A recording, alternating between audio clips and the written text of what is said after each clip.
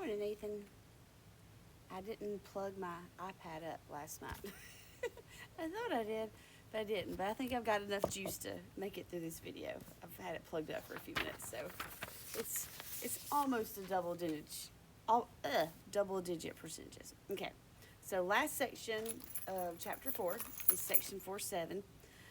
It's going to go back and talk about the medians and altitudes and the perpendicular bisectors. So here's a theorem, and we're going to just prove it with a diagram. Okay, so a point on the perpendicular bisector of a segment. So let's draw a segment. Okay, let's say we've got segment JS, and you want a point on its perpendicular bisector. So there's going to be some sort of perpendicular bisector running through here. So it has to go through the midpoint of that segment and be perpendicular. And then we're just going to pick some random point. Let's say we call that point N. So the theorem says that that point is equidistant from the endpoints of the segment. So this distance is the same as that distance. So the way to prove it without having to actually do the two-column proof is, let's just say AB is my segment, and up here is like some point P, and I draw in a perpendicular bisector to AB. Then if you look at those two triangles, you've got that side's congruent to itself. So those two triangles are congruent because of side angle side, and then that makes those two hypotenuses congruent. So this theorem works because of a triangle congruency. Okay, so that's one theorem. So if it's a point on the perpendicular bisector, it's the same distance to each endpoint.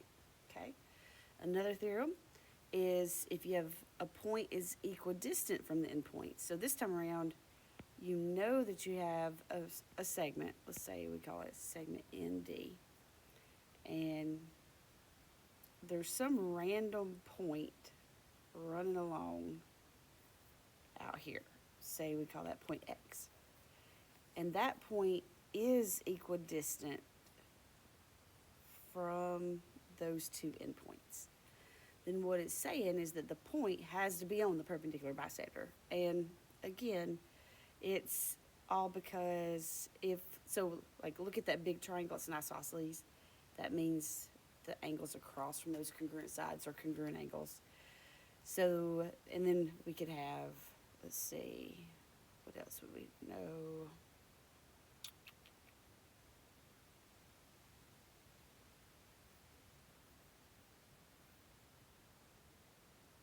Hang on, let me think, what else are we gonna know? I should have thought about this before I started the video. So what else? We know that this is congruent to itself, but that's not.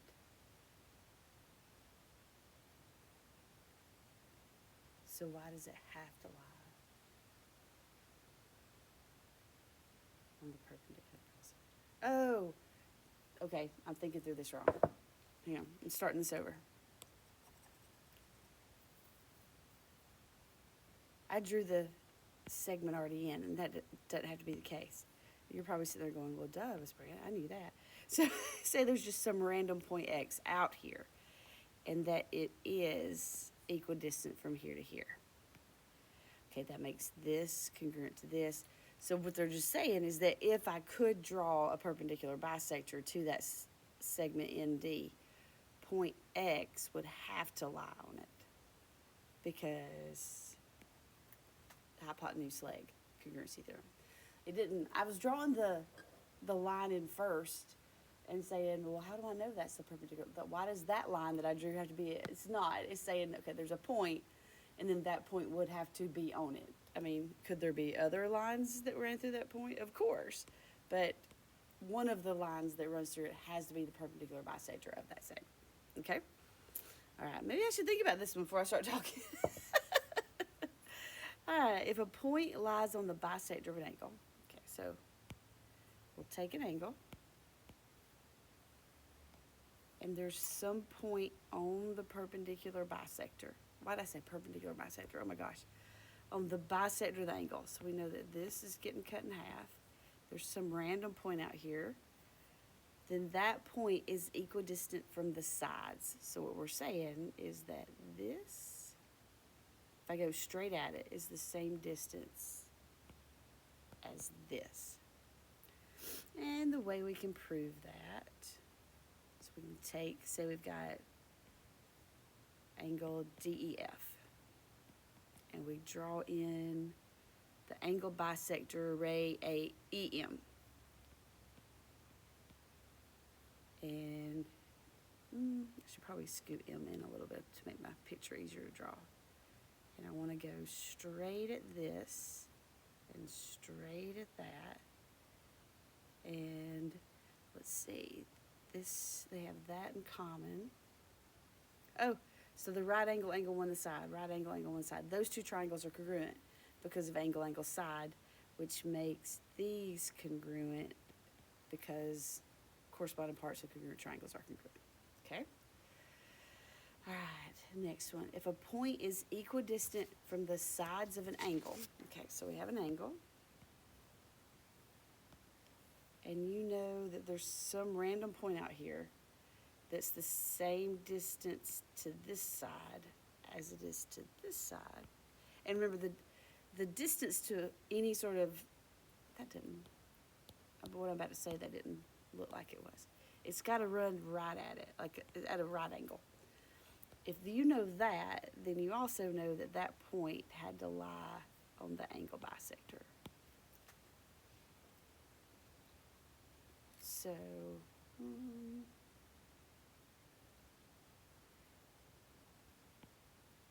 what if we don't know it's an angle bisector? We want to prove why this is true. We've got those right angles. We know that, oops, come back. We know that this is congruent to itself. So those two triangles are congruent because of the hypotenuse leg.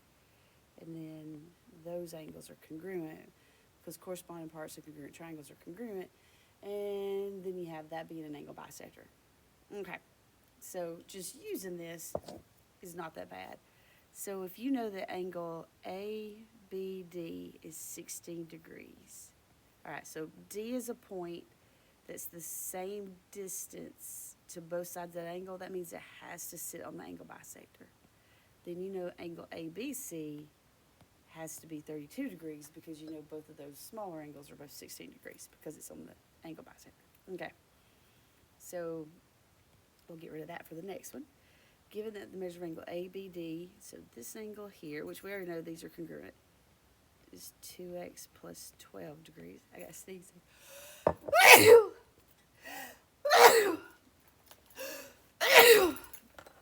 Oh, goodness. I know I don't sound very lively this morning. It's because I'm not. I was sick all weekend when my friends were in town. And then I felt better yesterday. I think because I slept so much the night before. But I didn't sleep as well last night. And my CPAP fell off my head. And I didn't sleep well at all. So I think today's going to be a little rough. All right, let's finish this up because I got people coming in at sometime after 7 o'clock to go over their tests. So I should probably have your video done by then. It would help if I would quit blowing my nose and get done. Okay. So angle ABD is 2x plus 12 degrees. Angle CBD is 6x minus 18 degrees. But because point D is equidistant from both sides, that means it sat on the angle bisector. That means that those two angles are congruent. So I'm just going to solve for x. What's that going to be? 30.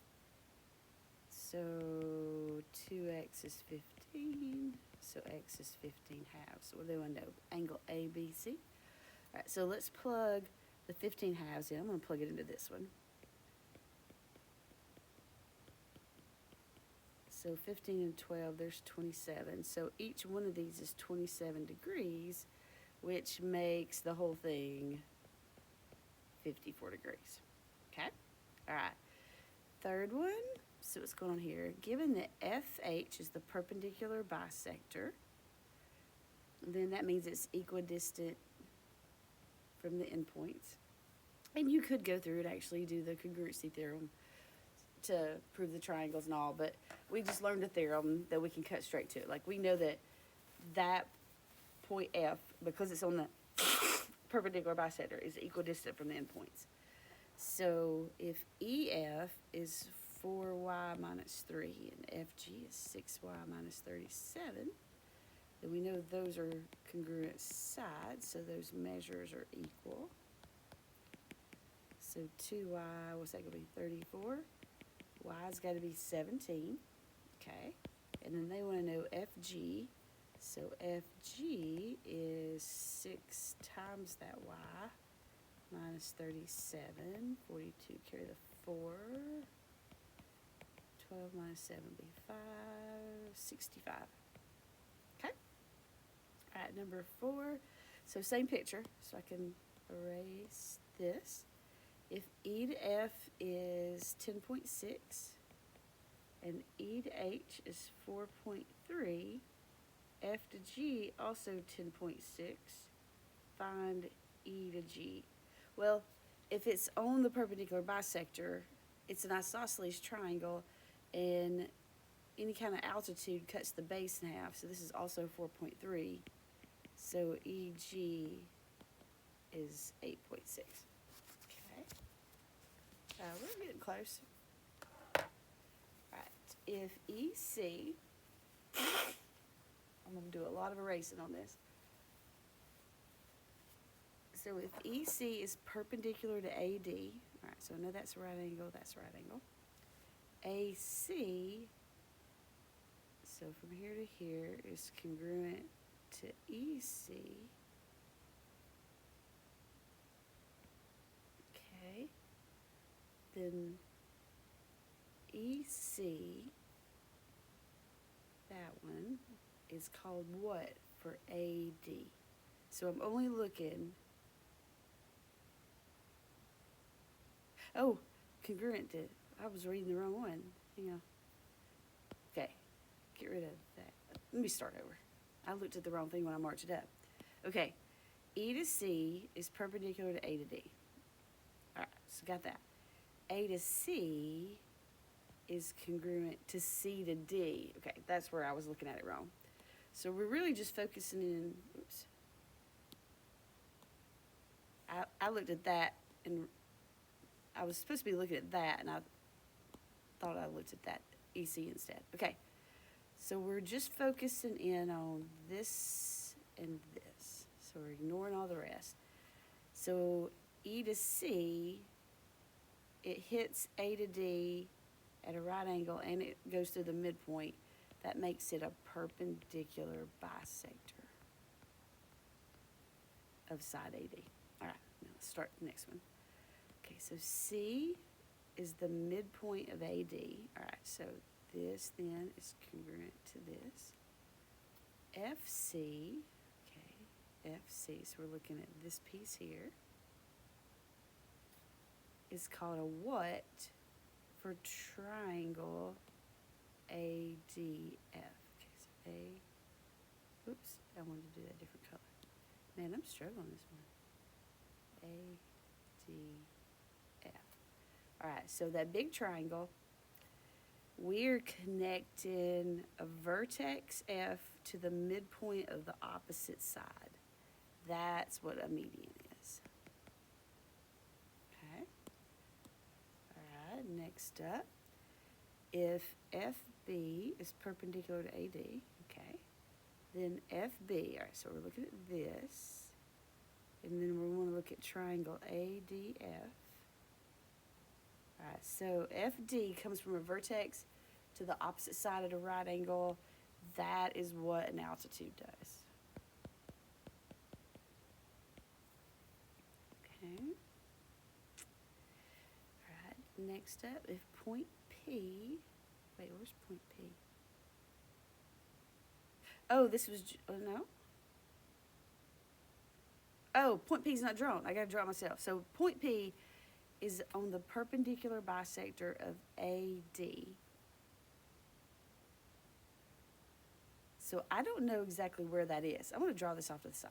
Okay, so AD, and then if I knew exactly where the midpoint was, and I drew in a perpendicular bisector, and point P is some random point on it, then I would know that P was the same distance from point A as it is to point D. Because a point on a perpendicular bisector is equidistant to the endpoints of that segment. Okay. All right, so H is on the bisector, okay, so we're looking at this, of angle EGF.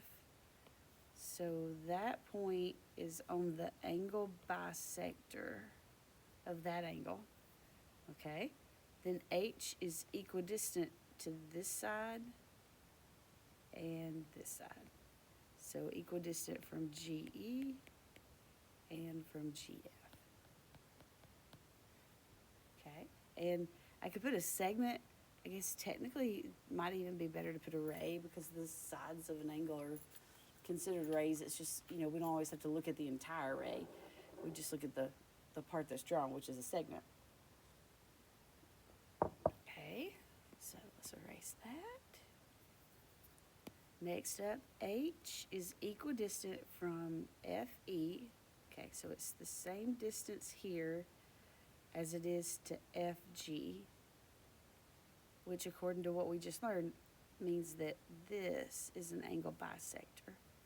So then H is on the angle bisector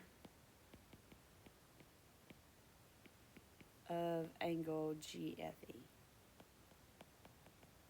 Okay. All right, next one, M is on the perpendicular bisector of JK.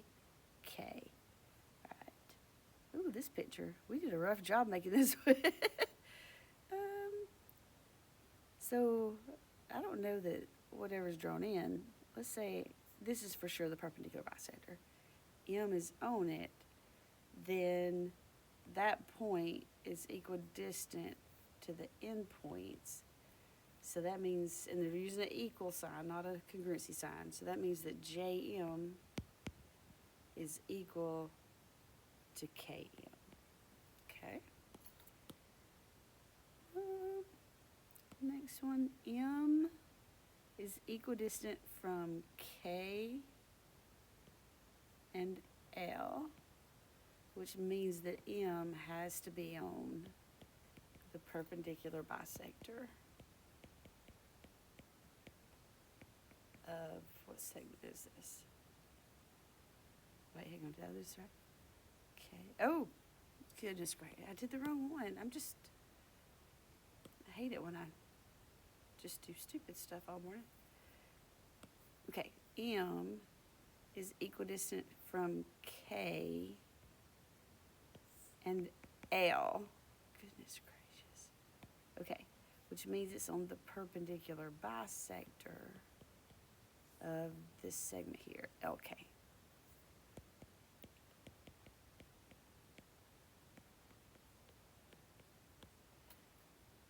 That looks like a lowercase k. Can't be because it's a point.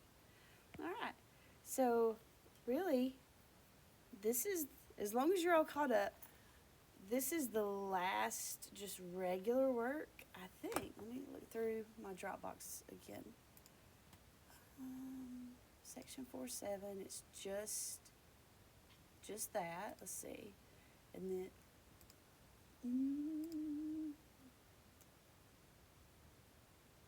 yeah, after that,